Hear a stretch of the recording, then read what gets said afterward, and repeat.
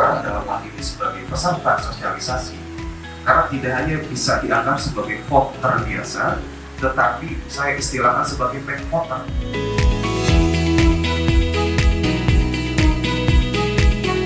Kita bisa bermanfaat kegiatan hari ini dan tidak mengurangi suasana kebatinan kita pada hari ini untuk selalu semangat ya sebagai anak muda. Karena apa? Karena biar bagaimanapun Anda itu adalah salah satu penentukan hidup.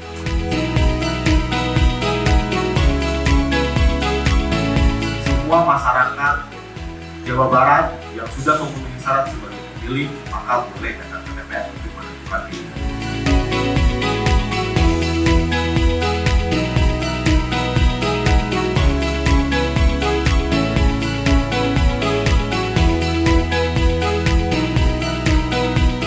Yang hadir pada hari ini, yang saya kira rekan-rekan yang hadir hari ini adalah salah satu wujud bahwa kalian sudah membuktikan menjadi pemilih itu adalah sesuatu hal yang sangat penting.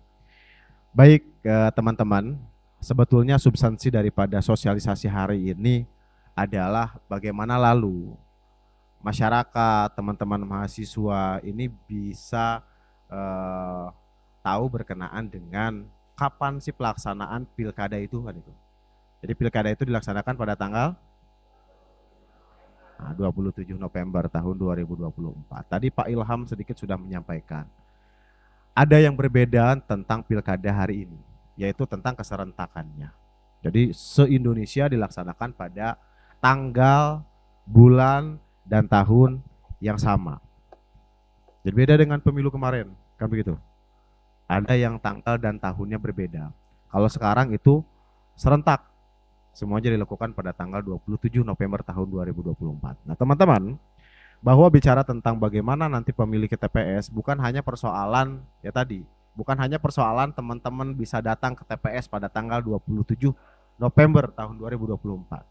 Tapi memang ada hal-hal yang perlu kita sampaikan berkenaan dengan kewajiban kita sebagai KPU, yaitu menyampaikan hal-hal berkenaan dengan tahapan pelaksanaan pilkada.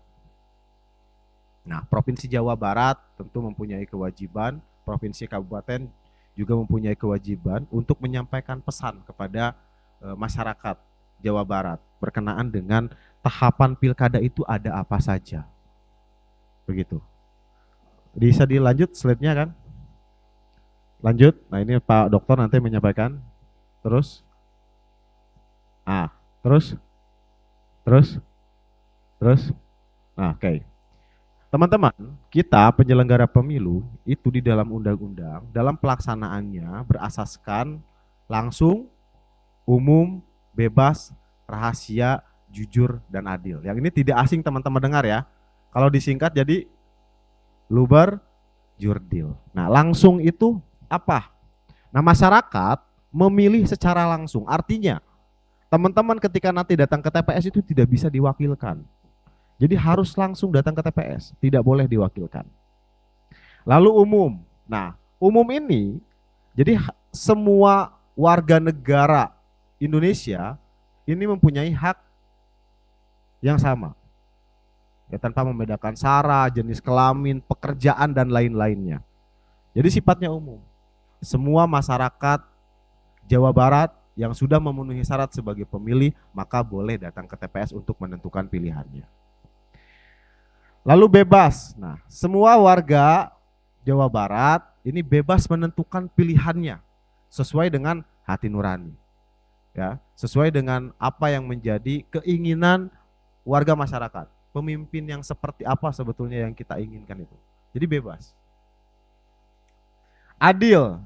Nah, pemilih maupun peserta harus mendapat perlakuan yang sama. Nah, penyelenggara pemilu juga harus bisa memberikan pelayanan yang sama. Kita tidak boleh berpihak, tidak boleh lalu kita menspesialkan pasangan calon atau peserta. Jadi kita harus bersikap adil. Nah, jujur di sini sebetulnya ini lebih kepada bagaimana teknis penyelenggaraan pemilu ini dalam pelaksanaannya dilaksanakan oleh KPU, Bawaslu, ya kan, bahwa kita juga harus bersikap jujur. Yang ini juga berpengaruh terhadap pemilihnya tersendiri. Lalu rahasia. Nah teman-teman ketika datang ke TPS menentukan pilihannya siapa, ini nggak boleh ada yang tahu. Jadi rahasia. Teman-teman rahasia. ya datang ke TPS, nggak boleh tuh ada yang tahu. Ya, ketika pengalaman kemarin ya, ketika datang ke bilik suara, masuk ke bilik suara, didampingi nggak teman-teman? Boleh didampingi kecuali pemilih disabilitas. Jadi teman-teman sifatnya rahasia. Dan yang mendampingi pun untuk disabilitas itu tidak boleh. Harus dijaga kerahasiaannya. Oke ya. Lanjut Kang. Nah ini salah satu bentuk beberapa bentuk partisipasi dalam pemilihan. Di antaranya bahwa teman-teman harus memastikan bahwa teman-teman ini harus sudah terdaftar sebagai pemilih atau terdaftar di DPT. Tadi Pak Ilham sudah nanya kan ya, teman-teman usianya berapa tahun, ada nggak yang di bawah 17 tahun? Kalau mahasiswa kan pasti lebih dari 17 tahun. Artinya sudah mempunyai pengalaman memilih di pemilu 2024. Ada yang belum pernah memilih? Ada? Ada? Belum milih? Oh belum. Usianya berapa tahun? Oh udah, pemilu kemarin ya. Berarti nggak ada yang nggak pernah memilih ya. Oke. Lalu aktif mencari informasi tentang visi dan misi. Nah teman-teman, bahwa dalam pelaksanaan pilkada itu ada beberapa rangkaian tahapan. Nah teman-teman sudah tahu belum hari ini tuh tahapan apa? Tahapan kampanye. Tahapan kampanye ini yang dilakukan setelah tahapan pencalonan, pengundian nomor urut, dan lalu dilakukan kampanye. Kampanye ini adalah bagian daripada metode pendidikan pemilih, pendidikan politik yang dilakukan oleh peserta pilkada. Untuk apa? Salah satunya adalah untuk meningkatkan partisipasi masyarakat. Nah, disinilah teman-teman bisa mengukur apa yang menjadi latar belakang pasangan calon, apa yang menjadi visi dan misinya pasangan calon, yang lalu ini tentu harus diikuti oleh teman-teman semua. Untuk apa? Untuk menentukan teman-teman ini akan memilih siapa. Ya kan? Jadi pasangan calon ini selain mereka ini melakukan kampanye untuk menarik simpatik masyarakat, secara tidak langsung mereka juga memberikan pendidikan politik terhadap masyarakat. Maka penting tahapan kampanye ini dilakukan, meskipun memang tidak sepanjang pelaksanaan kampanye pada pilkada sebelumnya. Jadi singkat, hanya sampai tanggal 23 November. Jadi setelah kampanye nanti ada masa tenang selama 3 hari.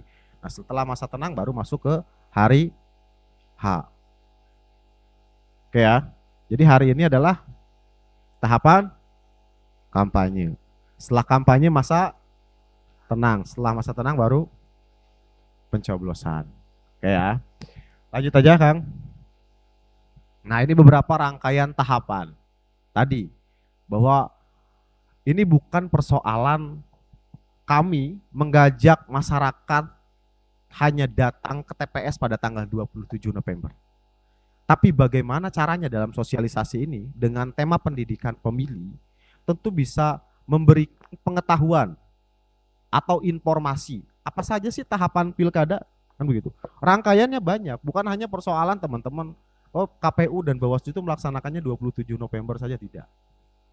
Jadi ada rangkaian tahapan. Dari mulai bagaimana cara KPU dan Bawaslu melindungi hak pilih warga negara Indonesia. Ya. Ada yang pernah dengar coklit? Ada? Semuanya dicoklit didatangi oleh petugas coklit ya. Ada yang tidak didatangi oleh petugas coklit? Ada nggak? Ada. Berarti semuanya dipastikan terdaftar di DPT ya. Dengan proses yang memang sedemikian rupa dilakukan oleh penyelenggara pemilu. Salah satunya adalah mendatangi pemilih ke rumah untuk memastikan datanya itu cocok dengan yang didatangi. Ya, atau petugas pantarlih namanya. Ada yang pernah jadi pantarlih? Oke ya. Jadi petugas pantarlih itu mencocokkan ya data yang diturunkan oleh yang dalam DP4 kan begitu. Dengan nanti ketika mau diupdate menjadi daftar pemilih tetap. Jadi rangkaiannya banyak. Dan kita tahu bahwa dalam mengawal demokrasi ini adalah bukan suatu hal yang mudah, teman-teman. Nah, lalu dilanjutkanlah dengan tahapan tadi, rangkaiannya, pencalonan, ya, lalu kampanye, setelah kampanye ada masa tenang, lalu ada pemungutan hari H. Jadi rangkaiannya banyak. Rangkaian pemutahiran data pemilih, wah rangkaiannya banyak sekali. Sampai nanti di hari H itu masih ada proses yang memang harus memastikan kita melindungi hak pilih. Belum terdaftar di DPT. Dia mempunyai KTP dan kebetulan usianya sudah genap 17 tahun. Boleh nggak memilih? Dia belum terdaftar di DPT, dia punya KTP. Hari H dia datang ke TPS, boleh nggak dia memilih? Boleh ya, karena sudah masuk syarat sebagai pemilih, berusia 17 tahun dan sudah memiliki KTP. Boleh dia memilih. Hanya ada yang membedakan, itu namanya pemilih tambahan. Jadi kategori pemilih itu ada 3 sekarang di pilkada itu. Daftar pemilih tetap, daftar pemilih pindahan, dan daftar pemilih tambahan atau pemilih baru. Nah, pemilih pindahan, teman-teman misalkan saya dari Kecamatan Segalaherang, ya, pasti terdaftarnya di TPS Segalaherang. Pindah ke Subang, tetap nih teman-teman ini pengen memilih, maka harus dilakukan dan harus mengurus pindah memilih. Meskipun lintas kecamatan, maka itu harus diurus, ya. Daripada nanti hari H teman-teman repot harus pulang dulu ke Segalaherang misalkan. Begitupun pindah memilih dari kabupaten kota lain, maka harus dipastikan sudah diurus pindah memilihnya. 30 hari sebelum hari H kalau nggak salah diurus pindah memilihnya. Nah, untuk nanti yang baru genap 17 tahun atau ternyata pada hari H baru sadar belum terdaftar di DPT, tapi dia sudah memiliki KTP atau sudah memenuhi syarat sebagai pemilih, nah, maka itu harus didaftarkan terlebih dahulu kepada petugas KPPS. Dipastikan dulu nanti sama petugas KPPS sudah memenuhi syarat atau belum, kan begitu. Dalam ketentuannya untuk daftar pemilih tambahan itu memilihnya adalah 2 jam sebelum masa berakhirnya pemungutan dan penghitungan suara. Saya berarti kebagian ngedoa ya. Aduh, anak-anak. Saya barusan dikasih tahu, saya harus kasih materi. Wow, kata saya itu. Iya kan? Tapi saya belum bikin slide. Gimana tuh? Ya, makanya dalam waktu 30 menit saya barusan bikin slide dulu di sini. Ya. Oke, pada hari ini kita kerjasama dengan KPU Provinsi Jawa Barat ya, terkait dengan sosialisasi dan pendidikan pemilih ya,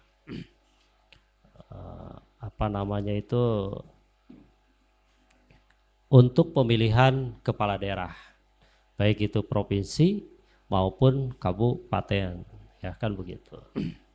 Temanya itu adalah sosialisasi dan pendidikan pemilih, oke ya. Pemilihan kepala daerah serentak tahun 2024.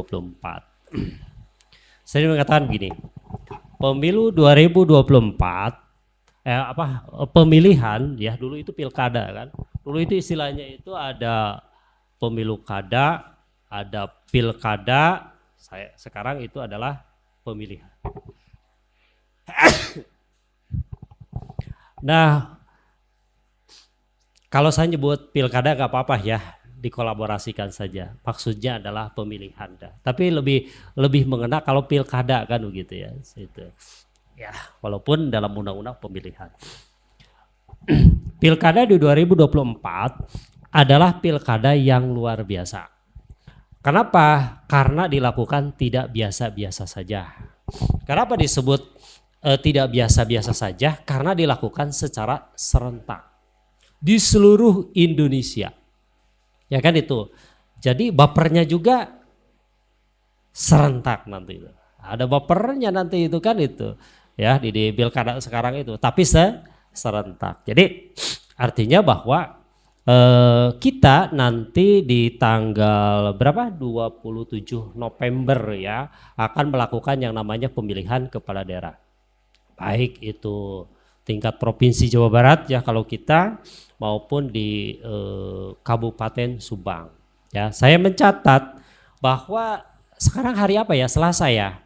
Selasa itu tanggal 22 Oktober. Terus kita akan pemilihan tanggal 27 November. Berarti kita punya waktu 37 hari ya. 37 hari 4.444 jam. Betul ya? Hitungnya sorangan. Ya kan itu 26.640 menit. Betul. Waktu kita kan? Berarti 1.598.400 detik. Itu waktu kamu kan? Ya. Jadi nanti kamu ditunggu di TPS kan itu. Jadi masih punya waktu, kalem saja. Ya, 1.598.400 detik lagi kan begitu ya. Masih bisa ngopi dulu kan begitu ya. Nah, kerjasama ini ya, sosialisasi ini kan memang memfasilitasi ya kan itu kita sebagai pemilih pemula kan begitu untuk menerima informasi terkait dengan soal kepilkadaan ya nanti di tanggal 27 November tersebut ya. Kita di tanggal 27 November tersebut ada 37 gubernur dan wakil gubernur yang akan dipilih. Ya kan itu karena harusnya 38 kan tapi kan Yogyakarta tidak kan begitu ya karena memiliki regulasi yang berbeda. Ada 415 bupati dan wakil bupati. Ya ada 93 wali kota dan wakil wali kota kan begitu. Oke ya. Itu adalah peta kita ya kan begitu. Kemudian berikutnya jumlah pemilih itu diperkirakan berapa? Provinsi Jawa Barat itu jumlah pemilihnya itu tidak kurang dari 35 juta dan Kabupaten Subang tidak kurang dari 100.198 ya kan 376 juta kan begitu. Itu yang akan memilih nanti di tanggal 27 November 2024 itu kan begitu ya. Tuh. Pernah tidak ambil bagian dalam pemilihan, apalagi untuk biasa. Kita harus menunjukkan jati diri kita karena kita punya pilihan, kita punya keinginan untuk lebih maju dari apalagi sekarang Kabupaten Subang ya di Jawa Barat. Kecintaan kita kalau bukan oleh kita mau siapa lagi, kalau tidak oleh kita mau kapan lagi ya kan itu saja. Terima kasih. KPU Melayu.